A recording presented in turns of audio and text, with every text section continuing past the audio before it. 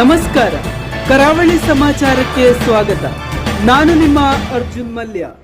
ಇದೀಗ ವಾರ್ತೆಗಳು. ಬಿಜೆಪಿ ಪಕ್ಷದ ವತಿಯಿಂದ ಮರಾಠ ಸಮಾಜಕ್ಕೆ ಈ ಬಾರಿಯ ಲೋಕಸಭಾ ಚುನಾವಣೆಯಲ್ಲಿ ಅವಕಾಶ ನೀಡುವಂತೆ ಶ್ಯಾಮಸುಂದರ್ ಗಾಯಕ್ವಾಡ್ ಆಗ್ರಹ. ಮರಾಠ ಸಮಾಜಕ್ಕೆ ಟಿಕೆಟ್ ನೀಡದಿದ್ದಲ್ಲಿ ಚುನಾವಣೆ ಬಹಿಷ್ಕಾರ. ಮರಾಠ ಸಮಾಜದ ರಾಜ್ಯಾಧ್ಯಕ್ಷ ಎಚ್ಚರಿಕೆ. ಮುಂಬರುವ ಲೋಕಸಭಾ ಚುನಾವಣೆಯಲ್ಲಿ ಹಿಂದುಳಿದ ವರ್ಗವಾದ ಮರಾಠ ಸಮಾಜಕ್ಕೆ ಅವಕಾಶ ನೀಡಬೇಕು ಎಂದು ಕರ್ನಾಟಕ ಕ್ಷತ್ರಿಯ ಮರಾಠ ಮಹಾ ಒಕ್ಕೂಟದ ರಾಜ್ಯಾಧ್ಯಕ್ಷ ವಿ.ಎಸ್. ಶ್ಯಾಮಸುಂದರ್ ಗಾಯಕ್ವಾಡ್ ಭಟ್ಕಳದಲ್ಲಿ ಸುದ್ದಿಗೋಷ್ಠಿಯನ್ನು ನಡೆಸಿ ಆಗ್ರಹಿಸಿದರು.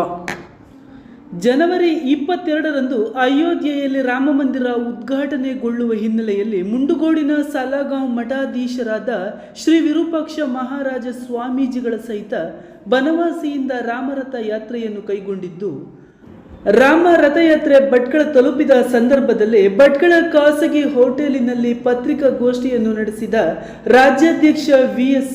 ಶ್ಯಾಮಸುಂದರ್ ಮಾತನಾಡುತ್ತಾ, 500 ವರ್ಷಗಳಿಂದ ರಾಮ ಮಂದಿರಕ್ಕಾಗಿ ಹೋರಾಟ ನಡೆದಿತ್ತು. ಈ ಕಾರಣಕ್ಕಾಗಿ ಇಂದು ಅಯೋಧ್ಯೆಯ ರಾಮ ಜನ್ಮಭೂಮಿಯಲ್ಲಿ ರಾಮ ಮಂದಿರ ನಿರ್ಮಾಣವಾಗುತ್ತಿದೆ. ರಾಮ ಮಂದಿರ ಸ್ಥಾಪನೆಯ ದಿನದಂದು ಎಲ್ಲರೂ ತಮ್ಮ ತಮ್ಮ ಮನೆಯಲ್ಲಿ ಶ್ರೀರಾಮನ ಭಾವಚಿತ್ರವನ್ನಿಟ್ಟು ದೀಪ ಬೆಳಗಿಸಿ ಜೈ ಶ್ರೀರಾಮ್ ಘೋಷಣೆಯನ್ನು ಮೊಳಗಿಸಿ ಎಂದು ಕರೆ ನೀಡಿದರು. ಹಾಗೆ ಅವರು ಮಾತನಾಡುತ್ತಾ, ಉತ್ತರ ಕನ್ನಡದಲ್ಲಿ 4 ರಿಂದ 45 ಲಕ್ಷ ಮರಾಠರಿದ್ದಾರೆ. ನಾವು ಮೊದಲಿನಿಂದಲೂ 6 ಬಾರಿ ಸಂಸದರಾದ ಅನಂತ್ ಕುಮಾರ್ ಹೆಗಡೆಯವರಿಗೆ ನಮ್ಮ ಸಮಾಜ ಬೆಂಬಲವಾಗಿ ನಿಂತಿತ್ತು. ಈ ಬಾರಿ ಲೋಕಸಭಾ ಚುನಾವಣೆಯ ಟಿಕೆಟ್ ಅನ್ನು ಬಿಜೆಪಿ ಪಕ್ಷದಿಂದ ಮರಾಠ ಸಮಾಜಕ್ಕೆ ನೀಡಬೇಕು. ಸಂಸದ ಸ್ಥಾನವನ್ನು ಬಿಟ್ಟುಕೊಡುವಂತೆ ಕೇಳಿಕೊಳ್ಳುತ್ತಿದ್ದೇವೆ.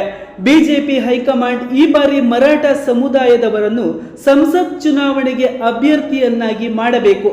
ಇಲ್ಲದಿದ್ದರೆ ಮರಾಠ ಸಮಾಜ ಚುನಾವಣೆಯನ್ನೇ ಬಹಿಷ್ಕರಿಸಬೇಕಾಗುತ್ತದೆ ಎಂದು ಹೇಳಿದರು. ಇನ್ನು ಶ್ರೀ ವಿರೂಪಾಕ್ಷ ಮಹಾರಾಜ ಸ್ವಾಮೀಜಿಗಳು ಮಾತನಾಡಿ, ನಮ್ಮ ದೇಶದಲ್ಲಿ ರಾಮನಾಮ ಜಪ ಜನರಲ್ಲಿ ನೆಮ್ಮದಿಯನ್ನು ತರುತ್ತಿದೆ.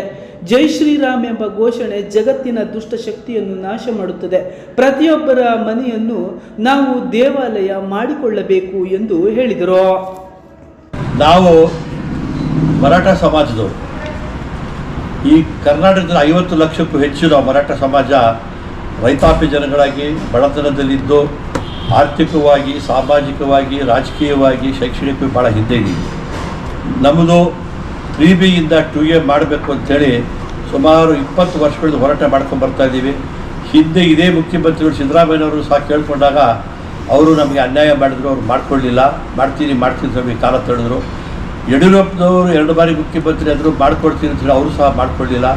ಬೊಮ್ಮಾಯಿಯವರಲ್ಲಿ ನಾವು ಸುಮಾರು ಹಲವಾರು ಬಾರಿ ಭೇಟಿಯಾದಾಗ ಅವರು ಮಾಡಿಕೊಡ್ತೀವಿ ಅಂತ ಹೇಳಿ ಇದೇನು ಕೊನೆ ಇದರಲ್ಲಿ ಅವರು ಮಾಡಿಕೊಟ್ಟಾಗ ಇನ್ನಿತರ ಸಮಾಜಗಳು ಸಹ ಬಂದು ನಮಗೆ 3Bಯಿಂದ 2A ಮಾಡಿ ಅಂತ ಕೇಳಿಕೊಂಡಾಗ, ಆದರೆ ಕೊನೆಯ ಕ್ಯಾಬಿನೆಟ್ ಮೀಟಿಂಗ್ನಲ್ಲಿ ಅವರು 3Bಯಿಂದ 2D ಅಂತ ಅದನ್ನು ಕ್ಯಾಬಿನೆಟಲ್ಲಿ ಅದನ್ನು ತೆಗೆದುಕೊಂಡು ಅದನ್ನು ನಮಗೆ 2Dಗೆ ರೆಕಮೆಂಡ್ ಮಾಡಿದ್ದಾರೆ. ಅದು ಈಗ ಇಂಪ್ಲಿಮೆಂಟ್ ಆಗಬೇಕು. ಈಗಿನ ಸರ್ಕಾರ ಅದನ್ನು ಇಂಪ್ಲಿಮೆಂಟ್ ಮಾಡಬೇಕಾಗಿದೆ ಮತ್ತು ಗೆಜೆಟ್ ನೋಟಿಫಿಕೇಶನ್ ಮಾಡಬೇಕಾಗಿದೆ. ಆದರೂ ಅದು ಆಗೋವರೆಗೂ ಅದು ಪೆಂಡಿಂಗ್ ಆಗಿದೆ. ಇದೊಂದು ವಿಷಯ. ಎರಡನೇದಾಗಿ, ರಾಜಕೀಯವಾಗಿ ನಮ್ಮ ಭಾರತೀಯ ಜನತಾ ಪಾರ್ಟಿ ಭಾಳ ಅನ್ಯಾಯ ಮಾಡ್ಕೊಂಡು ಬರ್ತಾಯಿದೆ. ನಮ್ಮದೇ ಯಾವುದೇ ಮಂತ್ರಿಗಿರಿ ಇಲ್ಲ, ವಿಧಾನ ಪರಿಷತ್ ಇಲ್ಲ, ರಾಜ್ಯಸಭಾ ಇಲ್ಲ, MP ಇಲ್ಲ, ಜೊತೆಗೆ MLAಗಳು ಸಹ ನಮಗೆ ಸರಿಯಾದ ಸೀಟನ್ನು ಕೊಟ್ಟಿಲ್ಲ. ನಾವು 40 ಜನ ಮರಾಠ ಮುಖಂಡರು ರಾಜ್ಯದಿಂದ ದೆಹಲಿಗೆ ಹೋಗಿ ವಿಧಾನಸಭಾ ಚುನಾವಣೆ ಮುಂಚೆ ಹೋಗಿ ಭೇಟಿ ಮಾಡಿದಾಗ 2 MP ಟಿಕೆಟ್ ಕೊಡಿ, ಒಂದು 12 ವಿಧಾನಸಭಾ ಕೊಡಿ ಅಂದ್ವಿ. ಆದರೂ ಅವರು ಕೇವಲ 3 ವಿಧಾನಸಭಾ ಸೀಟ್ ಕೊಟ್ಟರು. ಮತ್ತು MP ಸೀಟ್ಗೆ ನಾವೀಗ ಹೋರಾಟ ಮಾಡ್ತಾಯಿದ್ದೀವಿ. ಕಡೆ ಪಕ್ಷ ಉತ್ತರ ಕನ್ನಡದಲ್ಲಿ 4 ರಿಂದ 4.5 ಲಕ್ಷ ಮರಾಠ ಸಮಾಜದವರು ವಾಸವಾಗಿದ್ದಾರೆ, ಮತದಾರರಿದ್ದಾರೆ. ಅವರು ಮೊದಲಿಂದಲೂ ನಮ್ಮ ಏನೀಗ 6 ಬಾರಿ ಚುನಾಯಿತರಾಗಿದ್ದಾರೆ ನಮ್ಮ ಹೆಗ್ಡೆಯವರಿಗೆ, ಅನಂತಕುಮಾರ್ ಹೆಗ್ಡೆಯವರಿಗೆ ಬೆಂಬಲ ನೀಡಿದ್ದಾರೆ, ಹಿಂದೆನೂ ಬೆಂಬಲ ನೀಡಿದ್ದಾರೆ. ಈಗ ಮರಾಠ ಸಮಾಜಕ್ಕೆ ಈ ಸರಿ ಬಿಟ್ಕೊಡಿ ಅಂತ ನಾವು ಕೇಳಿದ್ದೀವಿ. ಅದೇನು ಮಾಡ್ತಾರೋ ಅವ್ರಿಗೆ ಬಿಟ್ಟಿದ್ದದು. ಆದರೆ ಭಾರತೀಯ ಜನತಾ ಪಾರ್ಟಿಯವರು ನಾವು ಹಿರಿಯರಲ್ಲೂ ಮುಖಂಡರುಗಳು ಅದೇ ನಾವು ಕೇಳ್ಕೊಳ್ತಾ ಇದ್ದೀವಿ. ಇದು ದಯವಿಟ್ಟು ಈ ಬಾರಿ ಉತ್ತರ ಕನ್ನಡಕ್ಕೆ ಮತ್ತು ಅದು ಹಿಂದುಳಿದ ವರ್ಗದ ಪ್ರದೇಶ ಆಗಿರೋದ್ರಿಂದ ಈ ಭಟ್ಕಲ್ ಇದು ಉತ್ತರ ಕನ್ನಡ ಕ್ಷೇತ್ರ, ಇದಕ್ಕೆ ಹಿಂದುಳಿದ ಸಮಾಜ ಸೇರಿದಂಥ ಮರಾಠರಿಗೆ ಕೊಡಬೇಕು. ಸುಮಾರು 30 ವರ್ಷಗಳ ಹಿಂದೆ ಕದಂ ಬಂದವರಿಗೆ 2 ಬಾರಿ ಇಲ್ಲಿ ಲೋಕಸಭಾ ಸ್ಥಾನವನ್ನು ಕೊಟ್ಟಿದ್ದರು. ಅದ ನಂತರ ನಮಗೆ ಮರಾಠರಿಗೆ ಇದು ಬಹಳ ಅನ್ಯಾಯವಾಗಿದೆ. ಆದ್ದರಿಂದ ಇದೇ ರೀತಿ ಅನ್ಯಾಯ ಆಗ್ತಾ ಇದ್ದರೆ ಇನ್ನು ಇಡೀ ಮರಾಠ ಸಮಾಜ ಮುಂಬರುವ ಚುನಾವಣೆಗಳಲ್ಲಿ ಅವರು ಎದ್ದು ನಿಂತ್ಕೋಬೇಕಾಗತ್ತೆ, ಅಥವಾ ಚುನಾವಣೆಯೇ ಅವರು ಬಹಿಷ್ಕಾರ ಮಾಡುವಂಥ ಸಂದರ್ಭ ಬರ್ಬೋದು. ಇದನ್ನು ಅರ್ಥಕೊಂಡು ಕೇವಲ ಒಂದು ಸೀಟ್ ಆದರೂ ನಮಗೆ ಮರಾಠ ಸಮಾಜಕ್ಕೆ ಉತ್ತರ ಕನ್ನಡಕ್ಕೆ ಶ್ಯಾಮ್ ಸುಂದರ್ ಗಾಯಕ್ವಾಡ್ಗೆ ಕೊಡಬೇಕು ಅಂತೇಳಿ ನಾವು ಇಡೀ ರಾಜ್ಯದಿಂದ ನಾವು ಎಲ್ಲ ಮರಾಠ ಸಮಾಜ ಬಂಧುಗಳು ಕೇಳ್ಕೊಳ್ತಾ ಇದ್ದಾರೆ. ನಾವು ಮತ್ತೆ ಮನವಿ ಸಹ ಮಾಡ್ತಾ ಇದ್ದೀವಿ. ನಮ್ಮ ಭಾರತ ದೇಶದ ಎಲ್ಲ ರಾಮ ಭಕ್ತರಲ್ಲಿ ಶರಣಾರ್ಥಿಗಳನ್ನು ಅರ್ಪಿಸಿ ಇವತ್ತು ನಮ್ಮ ಹೊಸ ಸೂಚನೆ ಏನಂತ ಹೇಳಿದರೆ, ನಮ್ಮ ದೇಶದಲ್ಲಿ ರಾಮ ರಾಮ ಅನ್ನೋದು ಮಂತ್ರ ಎಲ್ಲರಲ್ಲಿ ಸಮಾಧಾನ ಶಾಂತಿ ಕೊಡ್ತಾ ಇದೆ. ಎಷ್ಟೋ ದಿವಸ ವಿಘ್ನದಾಗ ತಾಪತ್ರೊಳಗೆ ಹಿಂದೆ ಸಾಕಷ್ಟು ಶರಣರಲ್ಲಿಂದ ಸತ್ಪುರುಷರಿಂದ ವೈರಿಗಳಿಂದ ಎಷ್ಟೋ ವಿಘ್ನ ಬಂದಿರೋದು. ರಾಮ ಮಂದಿರ ಕುಂಠಿತಾಗಿತ್ತು.